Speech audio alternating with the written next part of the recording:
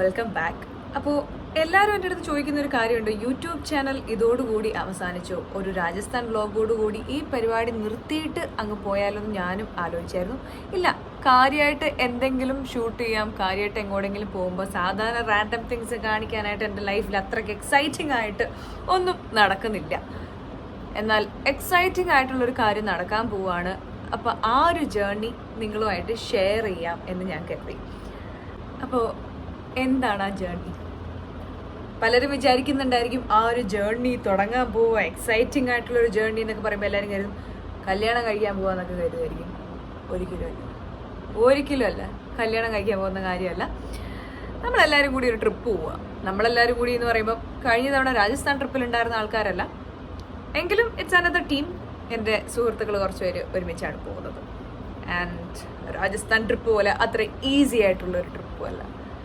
അപ്പം നമുക്ക് കുറച്ച് കാര്യങ്ങളൊക്കെ പർച്ചേസ് ചെയ്യാനായിട്ടുണ്ട്. Let's go. ഓണം സമയമായതുകൊണ്ട് ഇത്രയും നാൾ ഇരിക്കാൻ പറ്റാത്ത പോലെ നല്ലൊരു തിരക്കൊക്കെ കഴിഞ്ഞ് 2 ദിവസം കൂടിയുള്ളൂ. ഇന്ന് 10-ാം തീയതി, നാളെ 11, 12-ാം തീയതി ഉച്ചയ്ക്ക് 1 മണിയുടെ ഫ്ലൈറ്റിന് പോകാനുള്ളതാണ്. Let's go. തുടക്കം തന്നെ അനാവശ്യ കാര്യങ്ങൾ ഒഴിവാക്കിക്കൊണ്ടാവാം. കാരണം ഇപ്പം പോകുന്ന ട്രിപ്പിൽ ഇത്ര രീതിയിൽ ഫ്ലൂറസൻറ്റ് കളർ അടിച്ചുകൊണ്ട് പോകേണ്ട കാര്യമൊന്നുമില്ല. ആ ഒരു ശില്പയുടെ എൻഗേജ്മെൻറ്റ് സമയത്ത് ചെയ്ത സെറ്റപ്പൊക്കെയാണ്. അതുപോലെ കളറൊക്കെ മാറ്റി നമുക്ക് മൊത്തത്തിൽ അങ്ങോട്ട് വെട്ടിക്കളഞ്ഞേക്കാം. ഞാൻ എക്സ്റ്റൻഷൻ വെച്ച് അവസാനം എൻ്റെ നാച്ചുറൽ നെയിലൊന്നും പഴയ പോലെ വളരാത്തൊരവസ്ഥയായിരുന്നു.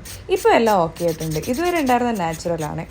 അങ്ങനെ എല്ലാം സെറ്റായി. ഇനി പർച്ചേസ് എന്ന് കരുതി ഇറങ്ങിക്കഴിഞ്ഞപ്പോഴത്തേക്കുമാണ് ഞാൻ മറ്റൊരു കാര്യം മറന്നു പോകുന്നത്. അമാനി മോട്ടോഴ്സിൻ്റെ ഓണം സെലിബ്രേഷനാണ് ഇന്ന്. അപ്പോൾ ഈ വർഷത്തെ 4ാമത്തെ ഓണസദ്യ കൂടി അവിടെ നിന്ന് ഉണ്ടിട്ട് പോകാം. ഈ നിൽക്കുന്ന മനുഷ്യനാണ് എന്ത് ഡ്രസ്സാണെങ്കിലും കുഴപ്പമില്ല പെട്ടെന്ന് പോകാമെന്ന് പറഞ്ഞ് വിളിച്ചത്. അതിനുശേഷം ബാങ്കിൽ ചെറിയൊരു പരിപാടി ഉണ്ടായിരുന്നു. യാസർ എന്നെ SBIയിൽ ഡ്രോപ്പ് ചെയ്തു. അതിനുശേഷം ഒരു ഓട്ടോ ഒക്കെ എടുത്ത് ഞാൻ നേരെ പോകുന്നത് ഡെക്കാത്തലോണിലാണ്. ഞാൻ കൊച്ചിയിൽ കൂടുതലും ട്രാവൽ ചെയ്തത് ഓട്ടോറിക്ഷയിലായിരിക്കും കേട്ടോ. പിന്നെ ഡെക്കാത്തലോൺ എന്ന് പറയുമ്പം ഞാൻ പോകുന്ന സ്ഥലത്തേക്ക് എനിക്ക് ആവശ്യമായിട്ടുള്ള സാധനങ്ങളൊക്കെ ഇവിടെ നിന്ന് കിട്ടും. ഇതിനു മുമ്പ് ഞാൻ എൻ്റെ ബക്കറ്റ് ലിസ്റ്റിൽ പോലും ഇല്ലാത്തൊരു സ്ഥലത്തേക്കാണ് പോണത്. ഇതിനു മുമ്പ് ഞാൻ ആ സ്ഥലത്തേക്ക് പോണതിനെ പറ്റി ആഗ്രഹിച്ചിട്ടുമില്ല, ചിന്തിച്ചിട്ടുമില്ല. അതുകൊണ്ട് തന്നെ എന്തൊക്കെയാണ് വേണ്ടതെന്ന് എനിക്ക് ഭയങ്കര കൺഫ്യൂഷനുള്ള ഒരു കാര്യമായിരുന്നേ. ഇതിപ്പം ഭംഗി നോക്കിയിട്ട് കംഫർട്ട് നോക്കിയിട്ടും അതുപോലെ തന്നെ -10 ഡിഗ്രി വരെ ഈ ഒരു ജാക്കറ്റിലുള്ള ഒരു 2 ലെയർ ആയിട്ടുള്ള ജാക്കറ്റാണിത്. ഇത് മതിയാകും എന്നവിടുത്തെ പയ്യൻ എന്നോട് പറഞ്ഞു. അപ്പം ഞാനത് എടുത്തു. അതുപോലെ മൾട്ടിപ്പിൾ ഓപ്ഷൻസും കളറും കാര്യങ്ങളൊക്കെ അവിടെ ഉണ്ടായിരുന്നു. ആൻഡ് ഓൾസോ ഐ തിങ്ക് നല്ലൊരു റേറ്റിൽ തന്നെ എനിക്കത് കിട്ടിയിട്ടുണ്ടായിരുന്നു. ഞാൻ എക്സ്പെക്റ്റ് ചെയ്തത് ഭയങ്കര കൂടുതലായിരുന്നു കേട്ടോ. ആൻഡ് ഇനി എന്ത് വേണം എന്ന് കൺഫ്യൂഷൻ അടിച്ചിരിക്കുമ്പം ഒരു ടെൻ്റ് ഉണ്ടെങ്കിൽ അടിപൊളിയായിരിക്കും എന്ന് ജീസ് എന്നെ ഓർമ്മപ്പെടുത്തിയത് ഞാൻ അവിടെ വെച്ച് കുറച്ച് നേരം ഇങ്ങനെ ആലോചിച്ചു.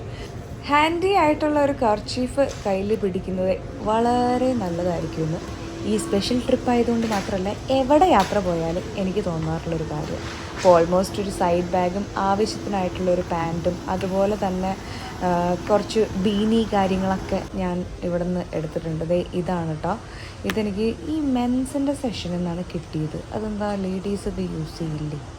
എനിവേ ഒരുപാട് വെറൈറ്റീസ് ഉണ്ട്. ഇത്രയത്തിൻ്റെ ആവശ്യമൊന്നുമില്ല. കിട്ടിയത് ഒരെണ്ണം ഇൻട്രസ്റ്റിംഗ് ആയി തോന്നി ഒരെണ്ണം എടുത്ത് ആവശ്യത്തിന് ചിലവ് ഇപ്പോഴേ ആയിട്ടുള്ളത് കൊണ്ട് ഇനി അധികം സാധനങ്ങൾ വാരി വലിച്ചിടാനായിട്ട് ഞാൻ ആഗ്രഹിക്കുന്നുമില്ല, ഉദ്ദേശിക്കുന്നുമില്ല.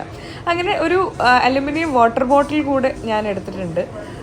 കുറച്ച് നല്ല രീതിയിൽ ഹൈഡ്രേറ്റഡ് ആയിട്ട് ഇരിക്കുന്നത് വളരെ നന്നാവും. പർച്ചേസ് കഴിഞ്ഞ് തിരിച്ചു വന്നപ്പോഴാണ് ഞാൻ ബുക്ക് ചെയ്ത ഓട്ടോറിക്ഷയിൽ വേറെ ആരോ കയറി വയ്ക്കുന്നത്. എന്നാലും ഓട്ടോറിക്ഷ ഡ്രൈവർ അദ്ദേഹത്തെ ഇറക്കി വിട്ട് എനിക്ക് വേണ്ടിയിട്ട് ഓടിച്ച് വന്ന് എന്നെ സുരക്ഷിതമായി ഫ്ലാറ്റിലെത്തിച്ചു. അങ്ങനെ ഷോപ്പിംഗ് കഴിഞ്ഞ് ഞാൻ തിരിച്ചെത്തിയിരിക്കുകയാണ്. ഷോപ്പിംഗ് മാത്രമല്ല, പോകുന്ന വഴിക്ക് അമാനി മോട്ടോഴ്സിൻ്റെ സ്പെഷ്യൽ അമീൻ അലി വിളിച്ച് സദ്യ വരെ തന്നു എനിക്ക്. നെയിൽസൊക്കെ അങ്ങനെ റിമൂവ് ചെയ്തു. സാധാരണ ഒരു ട്രിപ്പിന് പോകുമ്പോഴത്തേക്കും എല്ലാവരും നെയിൽസൊക്കെ ചെയ്തതിന് ശേഷമായിരിക്കും പോവുക. ഞാൻ നെയിൽസ് മുഴുവൻ കട്ട് ചെയ്ത് കളഞ്ഞു. ഉണ്ടായിരുന്ന നെയിൽ പോളിഷ് റിമൂവ് ചെയ്ത് കളഞ്ഞിട്ടുണ്ട്. ആൻഡ് ഓൾമോസ്റ്റ് നിങ്ങൾക്ക് മനസ്സിലായി കാണും എങ്ങോട്ടായിരിക്കും ട്രിപ്പ് എന്നുള്ളത്.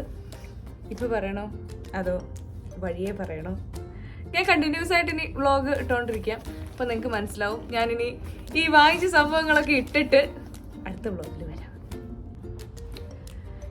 എന്തൊക്കെ പറഞ്ഞാലും കുറച്ചധികം നാളായിട്ട് ഞാൻ എൻ്റെ ഒരു മൊട്ട മുഖമൊക്കെ ഇട്ട് നടക്കുമായിരുന്നു. അപ്പോൾ ഞാൻ പോയിട്ട് ഹെയർ ജസ്റ്റ് ഒന്ന് വാഷ് ചെയ്ത് സെറ്റ് ചെയ്തിട്ടു. ഇപ്പോൾ നിങ്ങൾ വിചാരിക്കുക ട്രിപ്പിനോടനുബന്ധിച്ചിട്ടുള്ള ഒന്നുമല്ല, ഇനിയും ഒരു 1.5 മണിക്കൂറിൽ ഒരു ഷൂട്ട് പറഞ്ഞിട്ടുണ്ട്. അപ്പോൾ ആ ഷൂട്ടിന് പോകാൻ വേണ്ടിയിട്ടാണ്. ഹെയർ പെട്ടെന്ന് ഓയിലി ആവും എൻ്റെ അമ്മേ, അതുകൊണ്ട് ഒന്ന് സെറ്റ് ചെയ്തിട്ടു.